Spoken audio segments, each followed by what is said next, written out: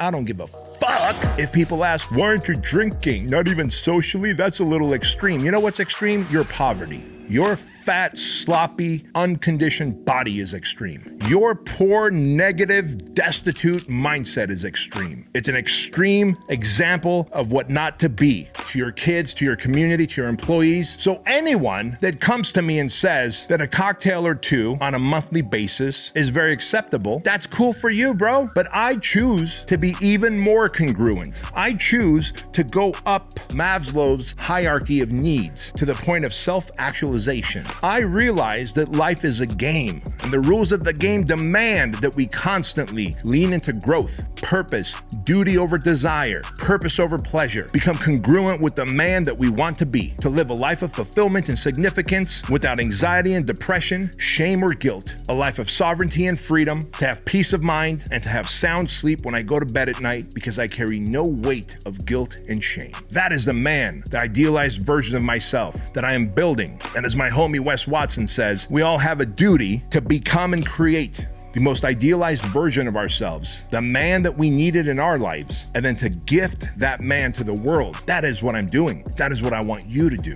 And if you are that vape hitting, alcohol drinking, porn watching, gambling, food over consuming, television binge watching, if you're that guy, take one of these steps, brother. And if you're like, man, I got most of my shit dialed in, B, I only have this vape addiction. I only just watch porn every now and again. I only just gamble here and there. Bro, remove one of those things. I'm 48 years old, and November 12th, 2022, I made the commitment to stop drinking, and I'm not an alcoholic.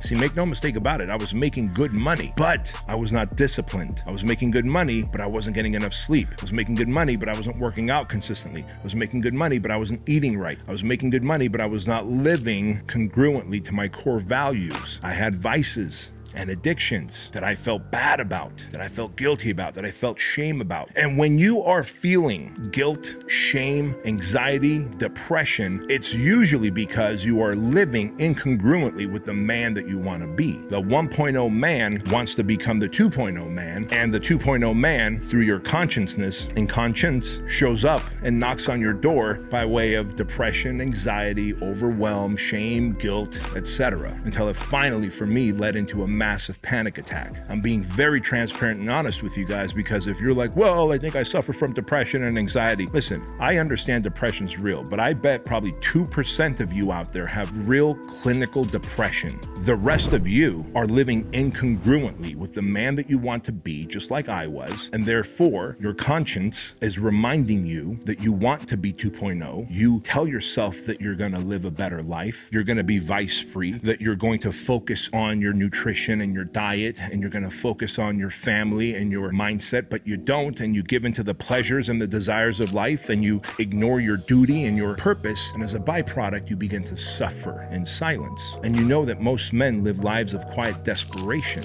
and they take that song to their grave. That's the reality of most men. That man, in addition to personal development and self-growth, needs to also train hard and get lean. Remember, one of our first episodes of the Bedros Keuilian Show is get jacked and make a lot of money. And I explained to you why getting jacked, getting lean and athletic, and making a lot of money are some of the highest versions of personal development. Because in the process of getting jacked, you learn focus, you learn consistency, you learn delayed gratification, you learn to put your emotions and feelings and thoughts aside and to come into the gym or to hit the road and do those miles anyway. You learn that if I want to get jacked and stay jacked, I have to eat clean around the clock. I have to meal prep. I have to sacrifice. All of those things that I just talked about there, to just completely disregard and avoid your emotions, because if we all operated by our feelings and emotions, literally it would be chaos. Like if every time I was angry, I decided I'm gonna go punch someone or run someone over or do something stupid, could you imagine? I'd be in prison or I'd be dead. And if every time your emotions and feelings tell you that you're tired, you don't feel like it, it's not a good day to work out or make money or do something good, if you listen to your feelings and emotions, then you're never gonna make it in life. You're gonna swim in the sea of mediocrity. And that's where the unwashed masses are. They swim in the sea of mediocrity, silently hoping that something changes for them and using hope as a game plan. instead of actively working to change and impact their own lives. And so I also want you to begin to create life structure. In 2023, I want you to set a goal that 7 days a week, you're gonna wake up at the same time. See, I wake up at the same time 7 days a week. And I do that so that my circadian rhythm doesn't get screwed up. Why party Friday night and Saturday night and Sunday and then wake up all fucked up on a Monday because you partied, you didn't get your workout in, you slept in, or you underslept, and then now Monday, your most effective day to get shit done, you're dragging ass while I'm out there guns blazing, firing off all 8 cylinders. So I want you to create life structure that I'm gonna wake up at a certain time every single day, 7 days a week. And number 2, that you're gonna work out at least 5 days a week.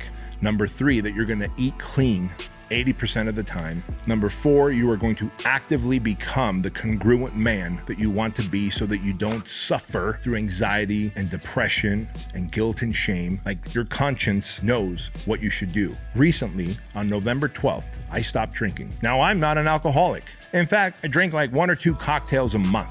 A very social drinker, if that. However, I realized that alcohol is not serving me at all. It is literally poison. Why would I poison this amazing physique of mine, this amazing mind of mine, even a little bit occasionally? Why would I use it to just take the edge off at the end of a long day? That shows dependence, doesn't it? That shows a light level of addiction.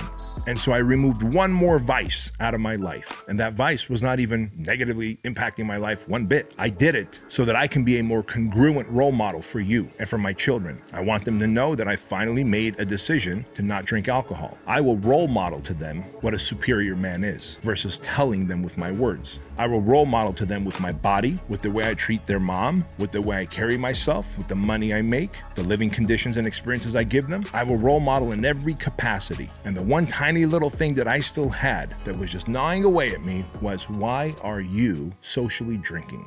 Guys, this is how you develop the man that you want to gift to the world. The man that when you look in the mirror that you're proud of. The man that your kids look up to. The man that your wife says, God damn it, how do you want it?